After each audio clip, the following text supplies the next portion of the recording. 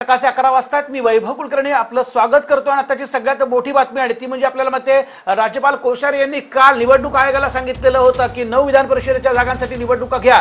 आता बैठक जी आहे ती सध्या दिल्लीमध्ये सुरू आहे निवडणूक आयोगाची। मात्र असं असताना आताची सगळ्यात मोठी बातमी आणि याच्यावरच निर्णय आता काही क्षणातच अपेक्षित आहे असं देखील कळतं। आताची सगळ्यात मोठी बातमी आपण बघतोय उद्धव ठाकरेंच्या आमदारकीचा पेच आता सुटणार एकूणच असं दिसू लागलेलं आहे। काही वेळापूर्वी सकाळी मुख्यमंत्री उद्धव ठाकरे यांनी राजभवनात जाऊन कोश्यारी यांची भेट देखील घेतलेली आहे। त्यावेळी त्यांच्या चर्चा देखील झाल्याचं आता कळतंय। मात्र केंद्रीय निवडणूक आयोगाची आता बैठक होते। राज्यपालांच्या विनंतीनंतर विधान परिषदेच्या 9 जागांच्या निवडणुकीसाठी ही बैठक पार पडते।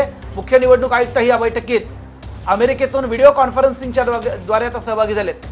विनोद राठोड मध्ये सहकारी आपल्या सोबत आहेत। विनोद, आज निर्णयाचा दिवस आहे असं एकूणच दिसतंय, काय दिवशी माहिती?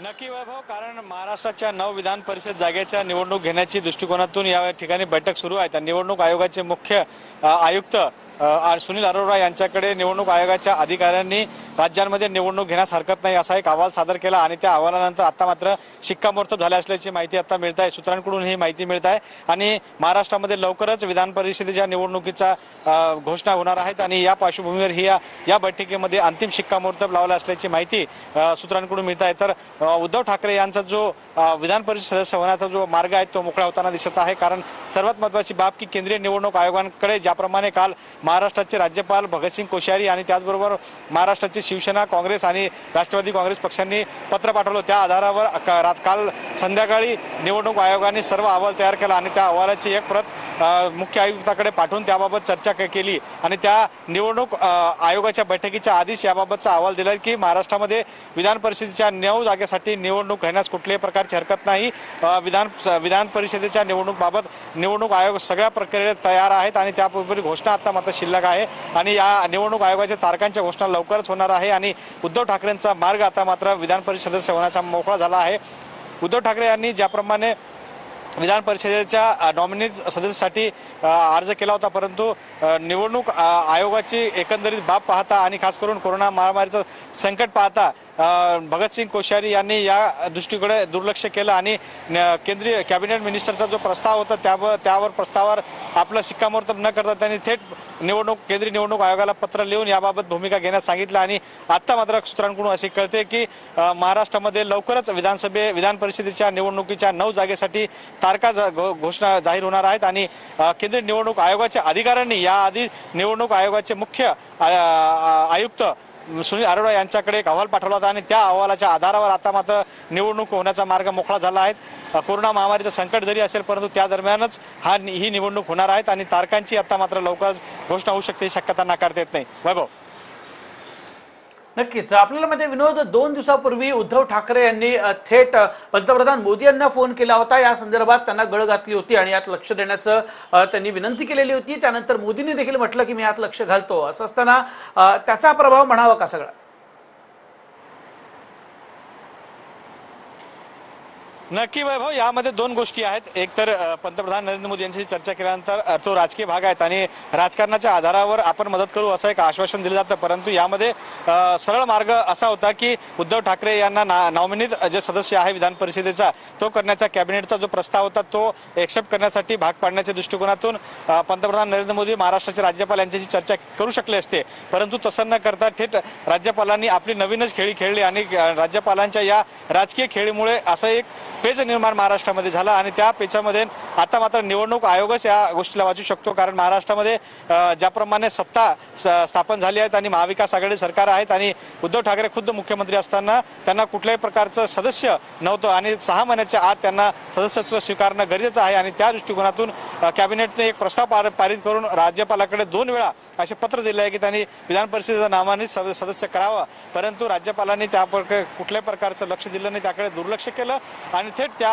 पार्श्वभूमीवर पंतप्रधान नरेंद्र मोदी यांच्याकडे उद्धव ठाकरे यांनी चर्चा केली, परंतु त्याही मध्ये एक गोष्ट मात्र स्पष्ट होताना दिसत आहे की ही सरळ गोष्ट होताना परंतु याकडे पंतप्रधान नरेंद्र मोदींनी कुठल्या प्रकारचं लक्ष न देता त्यांनी थेट निवडणूक आयोगाच्या कडे सगळं कामगिरी सोपवली आणि निवडणूक आयोग मात्र आता आपल्या कायद्या आणि नियमानुसार हे सगळं पार पडणार आहेत, परंतु आता सूत्रांची अशी माहिती आहे की निवडणूक आयोगाने आपली भूमिका स्पष्ट केली आहे. महाराष्ट्रामधील 9 विधान परिषदेच्या जागेसाठी निवडणूक होण्याचा मार्ग मात्र मोकळा केला आहे. तर त्यामुळे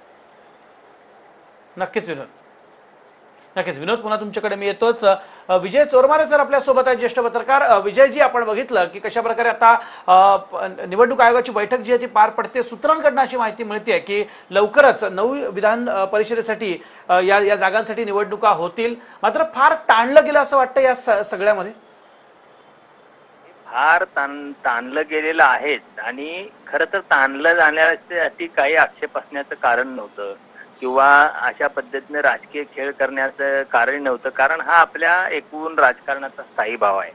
पण आता ज्या परिस्थितीत आपण आहोत त्या परिस्थितीत हे अशा पद्धतीचं संभ्रमाचं वातावरण निर्माण करणं हे बरोबर नव्हतं. दुसरी गोष्ट, निवडणूक आयोगाकडून अधिकृत अजून काही माझ्या माहितीनुसार घोषणा आलेली नाही किंवा अधिकृत त्या निवडणुकीचा कार्यक्रम जाहीर झालेला नाही. तो कार्यक्रम जाहीर झाल्यानंतर आपला त्या संदर्भात अधिकृत काय म्हणजे कशा पद्धतीने निवडणूक आयोगानं पावलं उचललेत, किती दिवसात घेणार आहे, किती तारखेपर्यंत, ह्या सगळ्या गोष्टी आपल्याला तपासाव्या लागतील. पण हे अनावश्यक ताणण्याची आवश्यकता नव्हती असं मला वाटतं. हॅलो. नक्कीच विजयजी, दुसरं म्हणजे की एकीकडे सातत्यानं विरोधकांकडनं म्हटलं जात आहे की आम्हाला काय हे सरकार अस्थिर करायचं नाहीये, इतकं मोठं संकट जे आहे ते सध्या महाराष्ट्रावरती देखील आहे, देशावरती देखील आहे, आणि असं असताना पडद्यामागे खेळी मात्र खेळत राहायचं, हा विरोधाभास आहे खरं तर. ते तर दिसतच होतं ना गेल्या काही दिवसात. म्हणजे राज्यपाल ज्या पद्धतीनं भारतीय जनता पक्षाचे वेगवेगळे नेते देवेंद्र फडणवीस आणि त्यांच्यावर इतरही नेते वेगवेगळ्या निमित्ताने सतत त्यांचा राजभवनावर राबता होता. म्हणजे खरं तर या काळात विरोधी पक्षानं सरकारला काही मदत करायला पाहिजे होती. सरकार ज्या गोष्टीमध्ये चुकतंय त्या चुकीच्या गोष्टी निदर्शनास आणून त्या काही करायला भाग पाडायला पाहिजे होतं. उदाहरणार्थ बोलायचं तर स्थलांतरित महाराष्ट्र सरकारनं या करोनाच्या एकूण सगळ्या परिस्थितीत खूप चांगलं काम केले देशाच्या तुलनेत. पण स्थलांतरित मजुरांच्या बाबतीतला जे सरकारचं काम आहे त्यात अनेक त्रुटी आहेत. खर तर तशा किंवा तत्सम अन्य काही गोष्टींच्या मध्ये भारतीय जनता पक्षाच्या नेत्यांनी सरकारच्या त्रुटीवर बोट ठेवलं असतं, त्यांची पूर्तता करून घेतली असती तर ते जास्त बरं झालं असतं. किंवा महाराष्ट्राच्या ज्या मागण्या महाराष्ट्र केंद्राकडे प्रलंबित आहेत त्या संदर्भात काही प्रयत्न केले असते तेही बरं झालं असतं. पण त्यांनी आपले सगळे पैसे जे द्यायचे ते पीएम केअर फंडाला दिले आणि इथं मात्र ते मागण्या महाराष्ट्र सरकारकडे करत राहिले. यातून एक संभ्रमाचं वातावरण निर्माण होत गेलं की हे असे विरोधी पक्ष असं का वागायला लागलाय, म्हणजे विरोधी पक्ष म्हणजे सरकारचा विरोधक आहे की राज्याचा विरोधक आहे, अशा पद्धतीने एक संभ्रम चित्र गेलं. ते विरोधी पक्षाच्या प्रतिमेच्या दृष्टीनेही बरोबर नव्हतं असं मला वाटतं. त्यांचा व्यवहार अधिक या काळातला प्रगल्भ असायला हवा होता. जो व्यवहार ज्या सरकारच्या व्यवहारात ज्या पद्धतीची प्रगल्भता दिसली ती प्रगल्भता यावेळी विरोधकांच्या व्यवहारात दिसले हे स्पष्टपणे म्हणावं लागतं. नक्कीच विजयजी, अगदी प्रेक्षकांसाठी साध्या सोप्या शब्दात आता निवडणूक आयोगानं जर या निवडणुकीसाठी परवानगी दिली तर पुढे काय काय घडामोडी घडतील?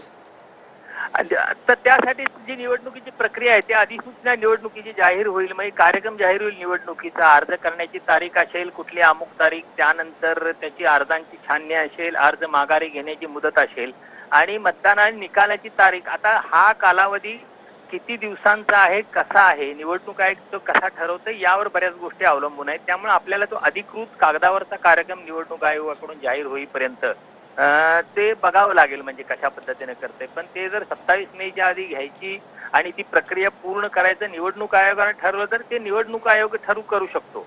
ते शेवटी त्यांचा त्या स्वायत्त संस्थेचा अधिकार आहे आणि या परिस्थितीचा विचार करून त्यांनी केलं तर ते स्वागतार्ह राहील आणि त्यातून म्हणजे सगळेच पेच आहेत त्या सगळ्याच पेचातून मार्ग निघेल असं मला.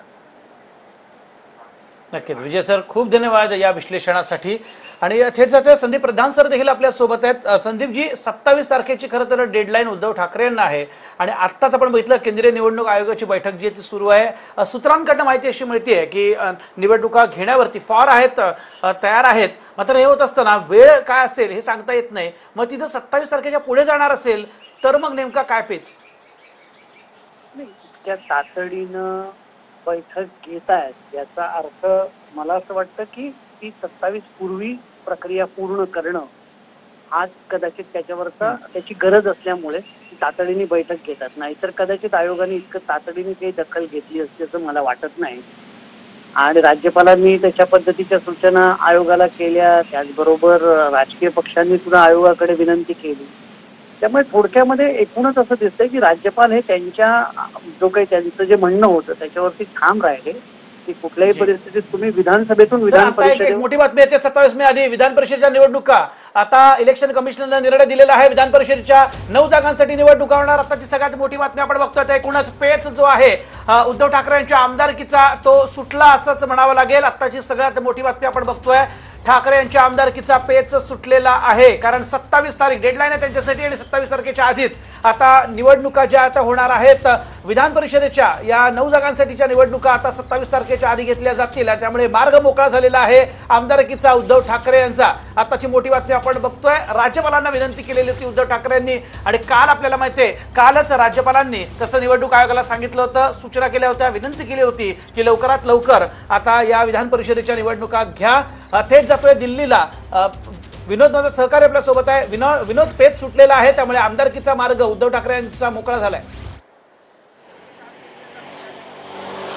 नक्की वैभव, ही महाराष्ट्रासाठी मोठी दिलासा देणारी बाब आहेत आणि महाराष्ट्राच्या सरकारसाठी मोठी दिलासा देणारी बाब आहे. आम्ही निवडणूक आयोगाच्या भवनाच्या बाहेर उभा आहेत आणि आताच एका निवडणूक आयोगाच्या अधिकाऱ्यांनी अधिकृत सूचना दिली आहेत, परंतु ती सूत्रांच्या माध्यमातून माहिती अशी आहे कारण सर्व उच्च एकंदरीत निवडणूक आयोगाने महाराष्ट्रामध्ये निवडणूक घेण्याची घोषणाची तारीखची घोषणा आजच करणार आहे. त्यामुळे महाराष्ट्रामध्ये विधान परिषदेचा जो पेच आहे तो सुटला आहे आणि उद्धव ठाकरे हे महाराष्ट्राचे मुख्यमंत्री असताना त्यांना विधान परिषद सदस्य होण्याचा मार्ग मोकळा होताना दिसत आहे. ही सर्वात मोठी बातमी आणि दिलासा देणारी बाब आहे तर महाविकास आघाडी सरकारला, महाराष्ट्राच्या मुख्यमंत्र्याला. कारण ज्याप्रमाणे त्यांना 6 महिन्याच्या आत कुठल्याही सभागृहाचा सदस्य होण्याची जी वेळ होती ती मात्र संपत असतानाच या ठिकाणी निवडणूक आयोगाने हा मोठा निर्णय घेतला आहे आणि याबाबतची तारीखची घोषणा जी आहे निवडणूक आयोगाच्या जी तारखा आहेत ते आजच घोषणा होणार आहेत आणि त्याबाबत बैठक मात्र आतमध्ये सुरू आहेत आणि सूत्रांची माहिती अशी आहे की त्या बैठकीच्या मध्ये तारखांच्या घोषणावर चर्चा करत आहे आणि आजच त्या तारखा घोषित होणार आहेत आणि निवडणूक आयोगाच्या अनुसाराने महाराष्ट्रामध्ये 9 जागेच्या विधान परिषदेसाठी जो तिढा होता तो मात्र सुटताना दिसत आहे. आणि काल ज्याप्रमाणे महाराष्ट्राचे राज्यपाल भगतसिंग कोश्यारी यांनी निवडणूक आयोगाकडे निवडणूक घेण्याच्या दृष्टिकोनातून विनंती केली होती आणि त्या पार्श्वभूमीवर आजचा जी बैठक सुरू आहे त्या बैठकीच्या माध्यमातून महाराष्ट्रामधील लवकरच निवडणुकीबाबतची घोषणा, तारखांच्या घोषणा या ठिकाणी होतील आणि त्या तारखा आजच घोषणा होतील अशी माहिती सूत्रांकडून मिळते. वैभव, नक्कीच आजच तारखा घोषणा होण्याची शक्यता आहे. विनोद, पुन्हा तुमच्याकडे तो तुमच्याकडनं अपडेट्स घेणार आहे. मात्र संदीप प्रधानजी ज्येष्ठ पत्रकार आपल्या सोबत आहेत. संदीपजी, तिढा सुटला असा एकूणच दिसतोय कारण आता उद्धव ठाकरे यांचा आमदारकीचा मार्ग मोकळा झालेला आहे. पुढे आता काय काय घडण्याची शक्यता?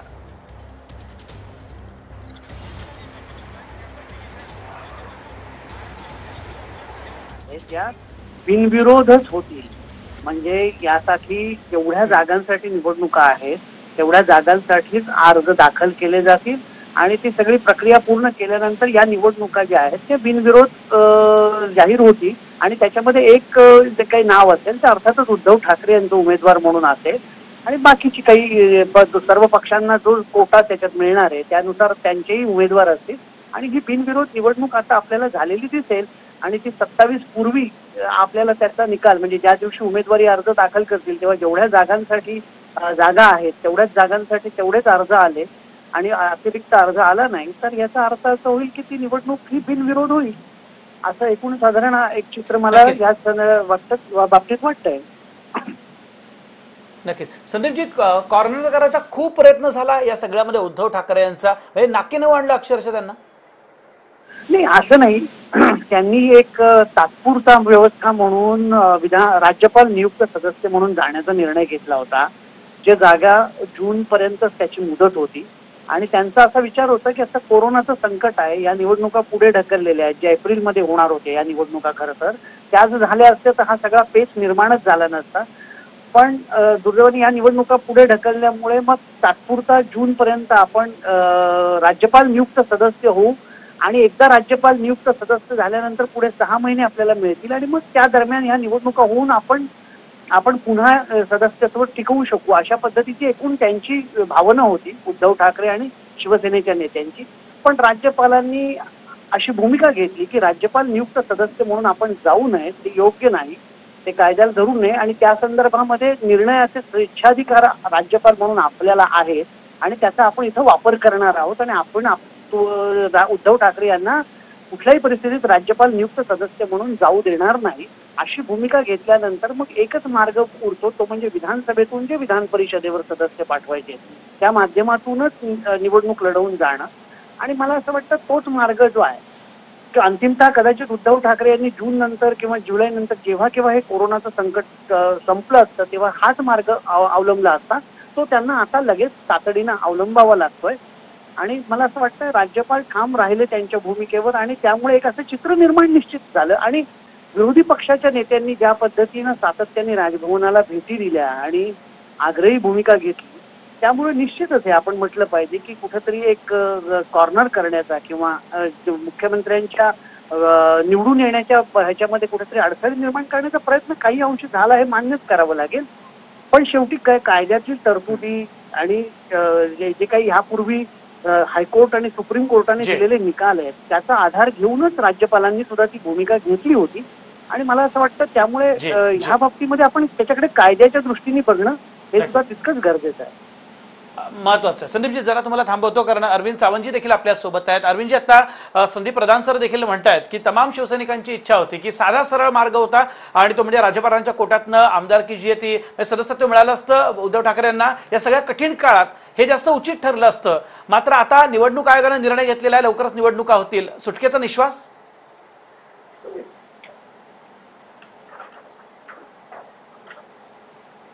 अरविंदजी, अरविंदजी माझा आवाज येतोय?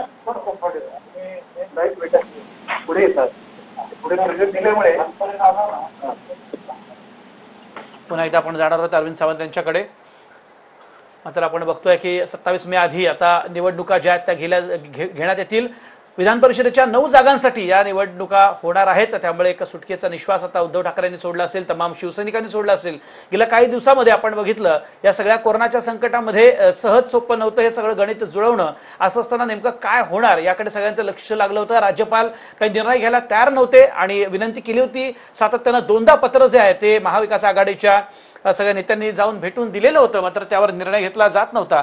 संदीप प्रधानजी ज्येष्ठ पत्रकार आपल्यासोबत आहेत. संदीपजी, यात एक गोष्ट आपण प्रकर्षानं बघितलेली आहे की अशी परिस्थिती आली शेवटी की पंतप्रधान मोदी यांना शेवटी उद्धव ठाकरेंनी फोन केला आणि हा पेच सोडवा अशी गळ घालायला लागली.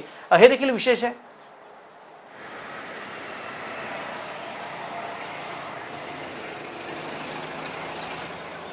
पण मला असं वाटतं की पंतप्रधान नरेंद्र मोदी यांचं एकूण सगळं व्यक्तिमत्व लक्षात घेता जर उद्धव ठाकरे यांनी पंतप्रधानांना मध्यस्थीसाठी फोन केला असेल आणि त्यानंतरही जर समजा राज्यपाल त्यांच्या भूमिकेवर ठाम राहिले असतील तर ते सुद्धा एक वेगळेपणच मानलं गेलं पाहिजे. कारण जर समजा उद्धव ठाकरेंनी मोदी यांची मध्यस्थी करून सुद्धा जर समजा त्यांना राज्यपाल नियुक्त सदस्य न करता कोश्यारी यांनी विधानसभेतून विधान परिषदेवर जाण्याचाच सल्ला दिला असेल किंवा ते ठाम राहिले असतील तर हे काय पुढे हे सुद्धा बघितलं पाहिजे. आणि मग उद्धव ठाकरे यांनी त्या दिवशी मोदींशी याबाबत चर्चा केली की अन्य काही विषयाची चर्चा केली हे सुद्धा आपल्याला तपासून एकदा बघायला लागेल. कारण सहसा मोदींनी समजा जर ह्यात मध्यस्थी केली असती तर मला नाही वाटत की राज्यपाल त्यांच्या मतावर ठाम राहिले असते. कारण एकूण मोदींचं वर्चस्व आणि एकूण पक्षामधलं त्यांचं वजन बघता. पण ठीक आहे, हरकत नाही. कोश्यारी यांनी जर त्यांच्या मतावर ते ठाम राहिले असतील तर ते एक वेगळेपणच त्यांचं मान्य केलं पाहिजे. आणि निश्चितच उद्धव ठाकरे यांना आपल्या सदस्यत्वासाठी प्रयत्न करावे लागले आणि त्यांची कोंडी करण्याचा भाजपच्या राज्यातल्या नेत्यांनी प्रयत्न केला हे निश्चितच मान्य करावं लागेल. आणि विशेषतः कोरोनाचं संकट असताना आणि राज्यामध्ये इथली जनता ही कोरोनाच्या संकटाने त्रस्त असताना सुद्धा एक महाराष्ट्रामध्ये ह्या नियुक्तीवरून एक राजकारण आपल्याला बघायला मिळालं हे निश्चितच दुर्दैवी आहे असं आपण म्हटलं पाहिजे. नक्कीच हे सगळं दुर्दैवी असं म्हटलं पाहिजे. संदीपजी, त्याचबरोबर विरोधकांवरती हा आरोप येणाऱ्या काळात लागेलच की इतक्या संकट काळात देखील तुम्ही केवळ राजकारण करत राहिलात, हा आरोप लागेलच. तो आरोप हा शिवसेनेकडून आता केला जातोच आहे की त्यांनी ह्या अशा पद्धतीने राजकारण करायला नको होतं. पण मी मगाशी म्हटलं तसं की काही ज्या गोष्टी आहेत त्या कायद्याच्या आणि तांत्रिक बाबींच्या म्हणजे मंत्रिमंडळाचा जो निर्णय झाला तर त्याच्या बाबतीमध्ये ज्या काही तांत्रिक बाबी राजभवनाकडून उपस्थित केल्या गेल्या त्या पूर्णपणे दुर्लक्षित करूनही चालणार नाही. म्हणजे तशा राजकारणाला एक संधी जी तांत्रिक चुकांमधून किंवा तांत्रिक बाबींच्या काय म्हणूया पूर्तता न केल्यामुळे सुद्धा विरोधकांना मिळाली हे सुद्धा आपल्याला मान्यच करावं लागेल. नक्कीच संदीपजी, एक शेवटचा प्रश्न म्हणजे आपल्याला माहिती आत्ताच देवेंद्र फडणवीस यांनी देखील ट्विट केलं आणि निवडणुका होतील आणि मी शुभेच्छा देतो उद्धव ठाकरेंना असं देखील त्यांनी म्हटलेलं आहे. आधीच सुतवाच केलं होतं या गोष्टीचं? नाही, असं आहे की म्हणून मी म्हटलं तसं आता या निवडणुका बहुधा बिनविरोध होतील. कारण आता या निवडणुका घेणं या काळामध्ये किंवा त्या व्हायला लागणं आणि त्याच्यामधून पुन्हा रस्सीखेच आणि घोडेबाजार किंवा अन्य काही गोष्टी आपल्याला दिसणं हे काही फार भूषणावं होणार नाही. त्यामुळे माझ्या अंदाजाने आता महाराष्ट्रातले सर्वच राजकीय पक्ष एक सुज्ञ भूमिका घेऊन या निवडणुका या बिनविरोध कशा होतील याच्यासाठीच प्रयत्न करतील अशी आपण अपेक्षा करूया.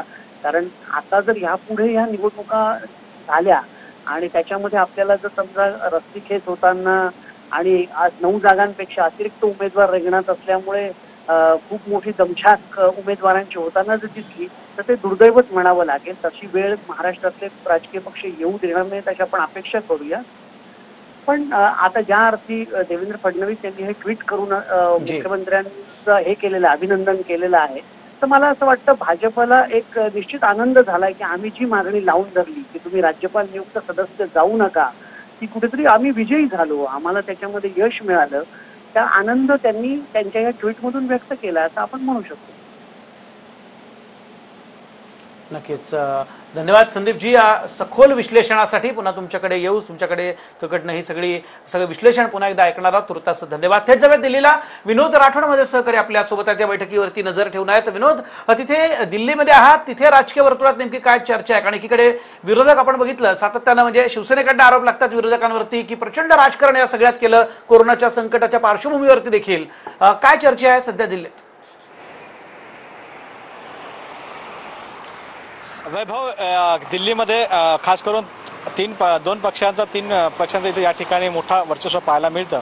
दिल्लीमध्ये भारतीय जनता पक्ष आणि काँग्रेस पक्षांच्या अनेक नेत्यांची मतं अशी आहेत की महाराष्ट्रामध्ये जे उद्धव ठाकरे यांच्या नेतृत्वात सरकार आहे त्यांना महाराष्ट्रामधून राजकारण न करता कोरोना संक्रमणाच्या या महामारीच्या दरम्यान आणि हा मोठा संकट देशावर आहे त्याचप्रमाणे याच संकटाचा मोठा भार महाराष्ट्रावर आहे आणि महाराष्ट्रामध्ये कोरोनाचे संक्रमणाची संख्या सर्वात जास्त आहे आणि त्या आधारावर कुठल्या प्रकारचं राजकारण न करता भारतीय जनता पक्षाने उद्धव ठाकरे यांना विधान परिषद सदस्य नॉमिनेट म्हणून करून द्यायला हरकत नव्हती. परंतु भारतीय जनता पक्ष त्या ठिकाणी आपला डाव साधत आहे का यासारख्या अनेक गोष्टी या ठिकाणी चर्चेला आहेत आणि काँग्रेस पक्षाने याच्यावर टीका पण केली आहे की त्यांनी अशा संकटाच्या वेळेस राजकारण करत आहे आणि महाराष्ट्रामध्ये सरकार पाडून आपलं नवीन सरकार स्थापन करण्याच्या दृष्टिकोनातून प्रयत्न करत आहे असं थेट या ठिकाणी आरोप करण्यात येत आहे.